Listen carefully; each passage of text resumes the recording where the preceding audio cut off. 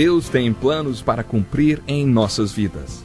Essa é a mensagem de toda a Bíblia e é isso mesmo que estamos estudando aqui no Encontro com a Palavra, escrito pelo pastor Dick Woodward e narrado pelo pastor Edson Bruno. Fique atento a mais um programa que o Ministério Cooperativo Internacional leva a você. Com você agora, pastor Edson Bruno.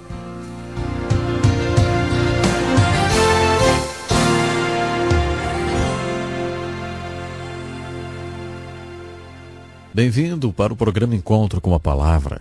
A Bíblia tem muito para dizer a você hoje, embora tenha ela sido escrita centenas de anos atrás.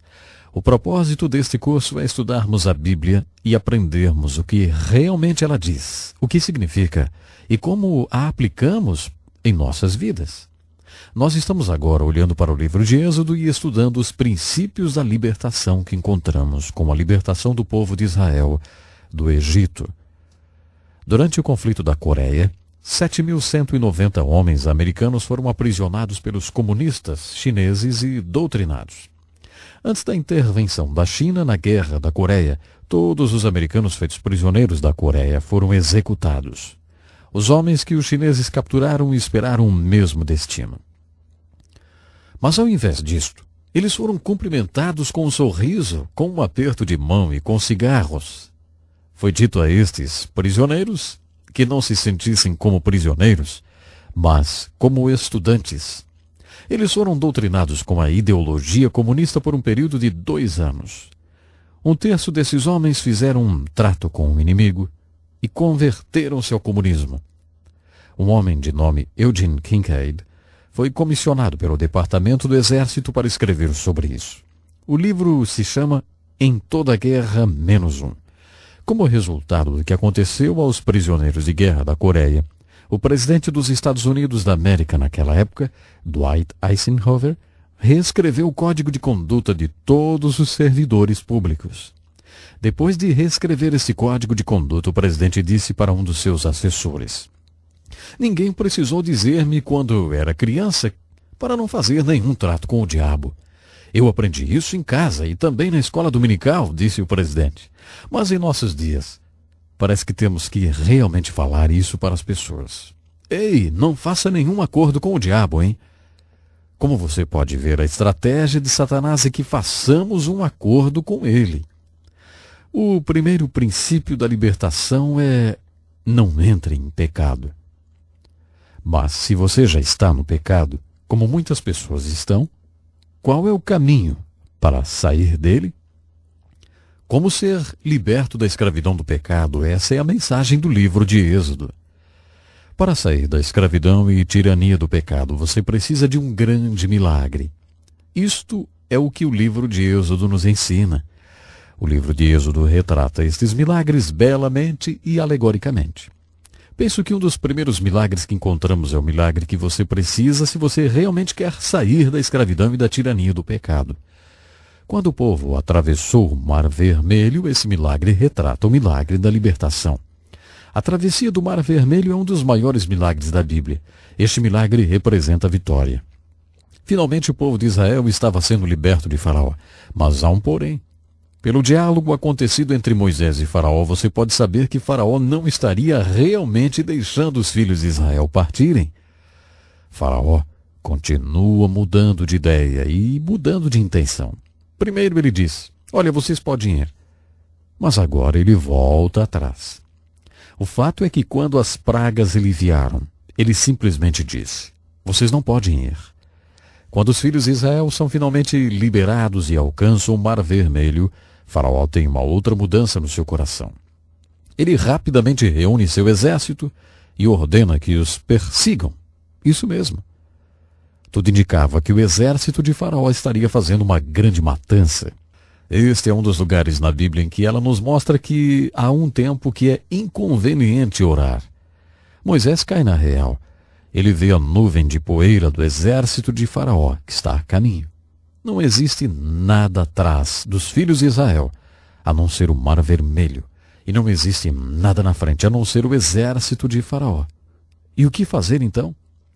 Moisés começa a orar e então Deus diz a ele: "Por que você está gritando comigo? Por que você está orando?" Na essência, o que Deus está querendo dizer para Moisés é: minha vontade é óbvia. Este não é o tempo para se ter uma reunião de oração. Existe somente uma direção para se ir, e essa direção é a água. Então comecem a andar sobre a água. Qualquer pessoa pode ver que esta é a única solução. E Deus disse mais: diga para o meu povo ir adiante. Isso significava que deveria começar a andar sobre a água. Moisés teve uma grande fé naquela hora. Colocou-se no meio do caminho e disse: vejam a grande salvação do nosso Deus. Quando tiverem a fé para realmente andar sobre as águas, o grande milagre realmente acontece. E aconteceu. As águas partiram-se e um caminho com grandes muralhas de água em cada lado se formou em pleno mar vermelho. O povo de Israel marchou em chão seco entre as duas muralhas de água. Quando o exército egípcio chegou e perseguiu os filhos de Israel, as muralhas de água foram desfeitas e o exército submergiu nas águas do mar vermelho e foram aniquilados. Quando você se depara com uma história como essa no livro de Êxodo, tem um assunto muito importante para resolver. Você acredita no sobrenatural ou você não acredita no sobrenatural? Eu fico simplesmente pasmado pelas tantas explicações que as pessoas tentam dar para essa história. Alguns dizem que não foi no Mar Vermelho, outros dizem que foi, a água era muito rasa, enfim, existem muitas outras explicações. Eu ouvi que um garoto, quando foi explicado que não era o Mar Vermelho, mas um brejo vermelho, onde a água durante a época da seca era rasa. E olha, ensinaram isso para ele na escola dominical. Quando o professor terminou, o garoto coçou a cabeça e disse: bem, então isso foi realmente um grande milagre, porque todo o exército egípcio morreu naquela aguinha rasa. Outro garoto chegou em casa da escola dominical e a sua mamãe lhe perguntou: escuta, Joãozinho, o que ensinaram para vocês hoje na escola dominical? João respondeu: nos ensinaram que o exército de Israel foi perseguido até o Mar Vermelho pelo exército egípcio. E então o que aconteceu? Perguntou a mãe. E Joãozinho falou: bem, Moisés mandou construir uma ponte flutuante sobre o Mar Vermelho e o exército passou sobre ela. A mãe perguntou, já em desespero, né? João, foi isso que ensinaram vocês hoje na escola dominical? O pequeno João então completou: mamãe, se eu contar a você o que eles me ensinaram, você jamais acreditaria. Quando você chega nos milagres do Velho Testamento, você tem que decidir se você acredita no sobrenatural ou se você não acredita no sobrenatural. Eu acredito nesse milagre, eu acredito nessa história exatamente como ela está citada. E sei que o que aconteceu lá foi exatamente do modo como está registrada no livro de Êxodo. Acredito ainda que essa história retrata a nossa salvação. Isto leva você ao milagre da sua salvação e da minha salvação, pois levou um grande milagre do Mar Vermelho para a salvação do povo de Deus e leva um grande milagre para a nossa salvação. Agora o povo de Israel finalmente estava liberto de Faraó e do Egito. Depois que os filhos de Israel atravessaram o Mar Vermelho, eles estavam necessitando um outro milagre. Necessitavam orientação divina. Uma vez que eu e você temos sido salvos, necessitamos um outro milagre, o milagre da orientação divina, pois Deus nos salva para um propósito. Paulo chamou esse propósito de a boa, aceitável e perfeita vontade de Deus. Paulo também nos diz que quando somos salvos, somos feitos criaturas de Deus em Cristo Jesus, chamados para o bom trabalho, a qual antes Deus ordenou que andássemos nele. Fato é que quando Deus nos salva, Ele o faz com um propósito tanto para esta vida aqui, quanto para a que virá. O propósito para esta vida aqui é descrito desse modo: trabalhamos? Exato. Trabalhes o qual Deus antes ordenou que andássemos nele. Deus tem algo que Ele quer que você e eu façamos. Quando Deus nos salva do nosso Egito, nosso pecado, tudo está apenas começando porque Ele quer nos levar ao trabalho, ao propósito para o qual Ele nos tem salvado. Para isso acontecer, nós precisamos do milagre da divina direção, o que é belamente retratado no livro de Êxodo, através da nuvem que orientava os filhos de Israel de dia e a coluna de fogo que os orientava à noite. Este belo milagre é um retrato da divina direção dada a nós quando somos salvos. Uma vez que os filhos de Israel tinham passado através do Mar Vermelho e estavam agora no deserto, tinham um enorme problema. Moisés estava com um grande desafio. O que essa enorme multidão comer? Cerca de 2 a 3 milhões de pessoas precisavam comida. E aí, você sabe alguma coisa sobre o ramo de serviço de comida?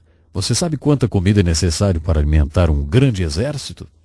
O que os filhos de Israel iriam comer? O que iriam eles beber? Aí estava um outro enorme desafio para Moisés. Os filhos de Israel estavam tão estáticos sobre a sua libertação do Egito que nem lembraram-se de se preocupar com o suprimento de comida e bebida para sua jornada no deserto. Só lá, exato, só no deserto perceberam o grande problema. O que vamos nós comer e beber? Esta era agora a pergunta geral. Mas Deus, o grande Deus, veio outra vez de uma forma sobrenatural e supriu a necessidade deles. De manhã, quando se levantaram, existia uma substância branca que cobria todo o chão. Todos começaram a perguntar, o que é isso? O que é isso? Em hebraico, as palavras o que é isso se traduz maná. Daí nós derivamos a palavra maná. Então resolveram chamar aquela substância branca de maná, porque nunca chegaram a uma conclusão entre eles de como chamar aquilo. Somente se perguntavam sem parar, o que é isto que está cobrindo o chão? Logo, quando me casei, a minha esposa fez um pudim que eu não conhecia e eu disse a ela, maná, maná. O que é isso? Em hebraico. Agora, quando ela faz aquele pudim lá em casa, a gente sempre chama de maná. Este maná, Deus providenciou para os filhos de Israel e com toda certeza lá estava o alimento com todos os ingredientes nutricionais que eles necessitavam. De uma forma sobrenatural, Deus também providenciou codornizes e água para que seu povo pudesse estar totalmente alimentado no deserto. A provisão sobrenatural de Deus para as necessidades dos seus filhos retrata para nós outro milagre que nós precisamos. Isso nos leva além do milagre da salvação. O milagre de sermos guiados no deserto por Deus e o milagre de cada dia ter nossas necessidades supridas. Não se engane. Existe um único milagre que pode nos salvar. E este milagre é retratado no cordeiro utilizado pelos filhos de Israel e sua comemoração na Páscoa, o qual representa fielmente Jesus, o Cordeiro de Deus, morrendo na cruz pelos pecados do mundo em geral e, claro, pelos nossos pecados, exatamente pelos seus e pelos meus pecados. Minha oração é que enquanto você está lendo o livro de Êxodo, você possa ver o milagre que levou a salvação para os israelitas. E que você veja também o milagre que pode nos salvar. Portanto, pense nisso. E até o nosso próximo programa. Que lição importantíssima. Obrigado, Pastor Edson Bruno. Prezado ouvinte, coloque em prática o que você ouviu aqui. Sem dúvida, sua vida será grandemente abençoada. Este é um estudo escrito pelo Dr. Dick Woodward, na voz do Pastor Edson Bruno. Escreva-nos e solicite o material. Nosso endereço é Encontro com a Palavra, Caixa Postal 2011, CEP 89201-970, Joinville, Santa Catarina. Até o nosso próximo Encontro com a Palavra.